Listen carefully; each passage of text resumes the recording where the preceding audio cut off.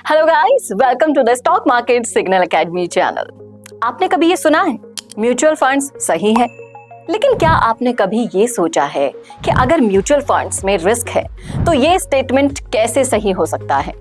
आज हम इसी कंफ्यूजन को क्लियर करने वाले हैं। म्यूचुअल फंड्स का रियल मीनिंग, उनका रिस्क और कैसे ये आपके फाइनेंशियल गोल्स को अचीव करने में मदद करते हैं। तो वीडियो को एंड तक जरूर देखिएगा, क्योंकि ये समझना बहुत जरूरी है कि म्यूचुअल फंड्स क्यों सही है। तो चलिए सबसे पहले एक सिंपल सा एग्जांपल से मैं आपको समझाने की कोशिश करती हूँ। आपने सुना होगा कि जितना ज्यादा रिस्क उतना ज्यादा रिवॉर्ड, पर इसका मतलब क्या है? इमेजिन करो कि आप अपने पैसे एक दुकान में इन्वेस्ट करते हो।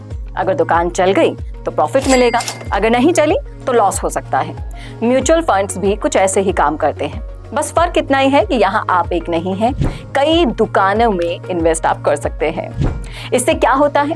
रिस्क डाइवर्सिफाई हो जाता है और लॉन्ग टर्म में ग्रोथ के चांसेस बढ़ जाते हैं। अब इसके जो म्यूचुअल फंड्स आपके पैसे को अलग अलग जगह लगाते हैं ना, जैसे कि स्टॉक्स, बॉन्ड्स और फिक्स्ड डिपॉजिट जैसे ऑप्शंस में, जो रिस्क को कम कर देते हैं। अब यहाँ सवाल ये है कि अगर रिस्क है तो ये सेफ कैसे हो सकते हैं? अगले मैं आपको बताने वाली हूँ आगे आने वाली वीडियो में। तो म्यूचुअल फंड्स रिस्क क्यों ले लेते हैं हम इसमें, और ये सेफ कैसे बन सकते हैं? अगर आपके मन में भी ये सवाल है तो चलिए मैं आपको समझाती हूँ। एक कहावत है, एग्स को एक ही बास्केट में मत रखो। म्यूचुअल फंड्स भी यही करते हैं।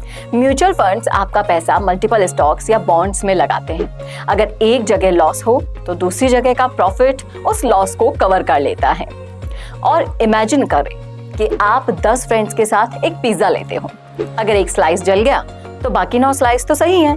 इसी तरह डाइवर्सिफिकेशन म्यूचुअल फंड्स को रिलेटिवली सेफ बना लेता है। समझे? चलिए नेक्स्ट समझते हैं।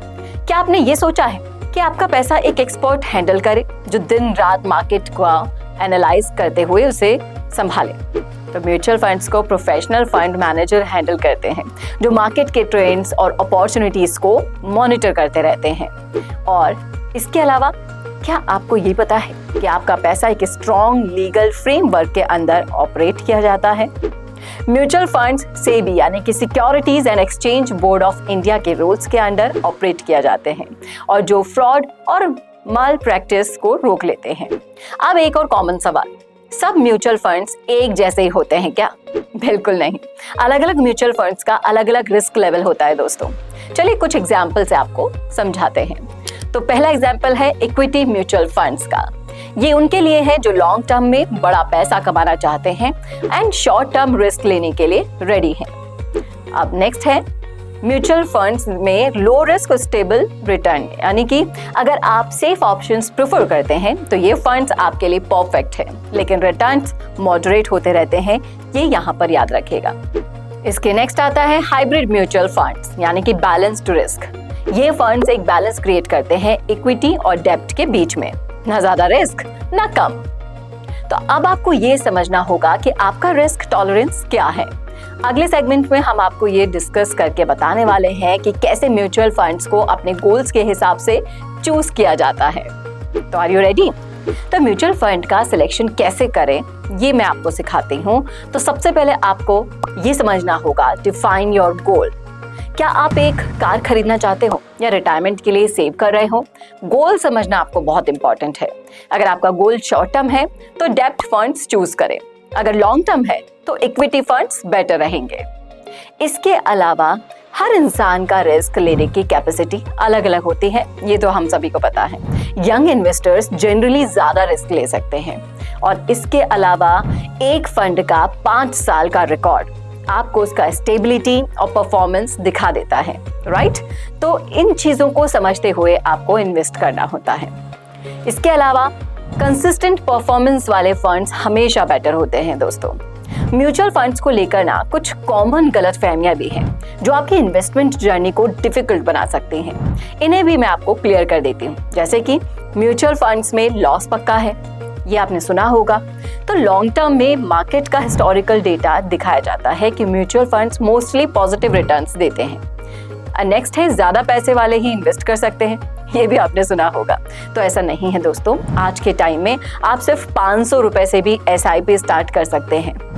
इसके अलावा ये भी सुना होगा आपने कि म्यूचुअल फंड्स में लॉक इन पीरियड होता है।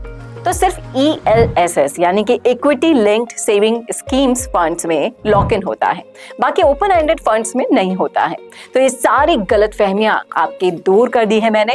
तो दोस्तों, आज हमने आपको बताने की कोशिश की है कि म्यूचुअल फंड्स में रिस्क होने के बावजूद ये सेफ क्यों है। डाइवर्सिफिकेशन, प्रोफेशनल फंड मैनेजमेंट और सेबी रेगुलेशंस की वजह से आपका पैसा एक सिक्योर और ग्रोथ ओरिएंटेड एनवायरनमेंट में ग्रो करता है। लेकिन याद रखें, इन्वेस्टमेंट एक पर्सनल डिसीजन होता है जो आपके गोल्स और रिस्क टॉलरेंस पर डिपेंड करता है। तो फ्रेंड्स, अगर आपको म्यूचुअल फंड्स को लेकर कोई और सवाल आ रहा है आपके मन में, तो नीचे कमेंट करके जरूर पूछ लीजिए, हम उसका आंसर देंगे। चैनल को सब्सक्राइब करना ना भूलें और स्टॉक मार्केट से अपडेट रहने के लिए आपको क्या करना है, हमारा टेलीग्राम चैनल ज्वाइन करना है। वहां पर आपको मिलेगी सारी अपडेट्स और इसी के साथ साथ स्टॉक मार्केट के अपडेट के लिए स्टे ट्यून्ड विद अस।